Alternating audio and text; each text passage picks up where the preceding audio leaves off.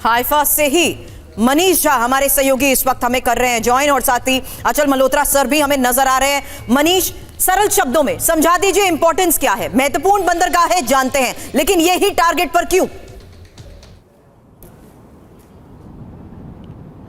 देखिए, सबसे बड़ी बात यह है कि हाइफा इजराइल का न केवल सबसे इम्पोर्टेंट कमर्शियल सिटी है, बल्कि स्ट्रेटेजिक तौर पर भी वो बेहद महत्वपूर्ण है। वो इसलिए क्योंकि नॉर्थ इजराइल के जितने भी इलाके हैं उन सब को हाइफा से ही आप कोऑर्डिनेट करते हैं, और हाइफा में ही इजराइल के महत्वपूर्ण तमाम एयर डिफेंस सिस्टम या फिर एयरबेस मौजूद हैं, और वहीं से कंट्रोल होता है वो सारा इलाका जिसे आप नॉर्थ इजराइल के तौर पर जानते हैं। तो आपसे बात करते हुए जब हम हाइफा से नॉर्थ इजराइल की तरफ बढ़े हैं तो देखिए, मेरे एक तरफ नाहरिया का इलाका है, दूसरी तरफ सफ़ेद का इलाका है। सफ़ेद जिसके बारे में अभी अभी आपने कहा कि वहाँ पर हिजबुल्लाह ने हमले किए हैं, और जब हम लगातार ये रिपोर्ट दिखा रहे थे इस दौरान मैच 10 मिनट पहले सफ़ेद और सफ़ेद से आगे किरियात सिमोना, मेतुला, गलीली और तमाम इलाकों में हिजबुल्लाह ने आज फिर अभी अभी रॉकेट दागे हैं।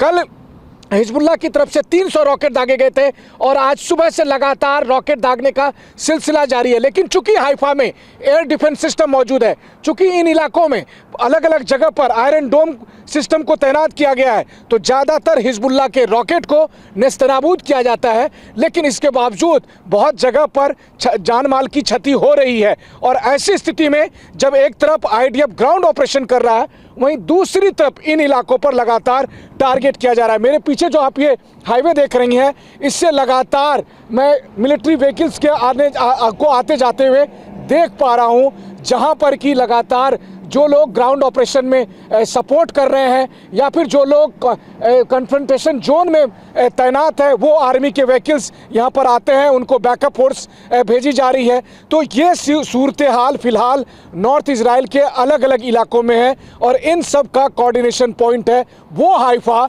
जहाँ पर कि हिजबुल्लाह ने कुछ घंटे पहले ड्रोन से जासूसी की है और हाइफा के अहम ठिकानों को टारगेट करने की धमकी भी दी है। सुरभि, मनीष, स्ट्रैटेजिक इंपॉर्टेंस आपने इसकी बता दी है, लेकिन आगे की एक और स्ट्रैटेजी पर अचल सर आपसे करूं सवाल। उससे पहले यही खबर, क्योंकि अब खमेनी से ईरानी 39 सांसदों ने अपील की है, न्यूक्लियर सिद्धांत बदलने की अपील, और जल्द से जल्द परमाणु टेस्ट करने को कहा गया। परमाणु हथियारों पर धार्मिक प्रतिबंध हटाने की ये अपील, इसका मतलब क्या है? एक्सपर्ट से करूं सवाल। उससे पहले इंफॉर्मेशन वॉल पर यह डिटेल, क्योंकि ईरान का परमाणु कार्यक्रम अमेरिका और इजराइल का सिरदर्द रहा है।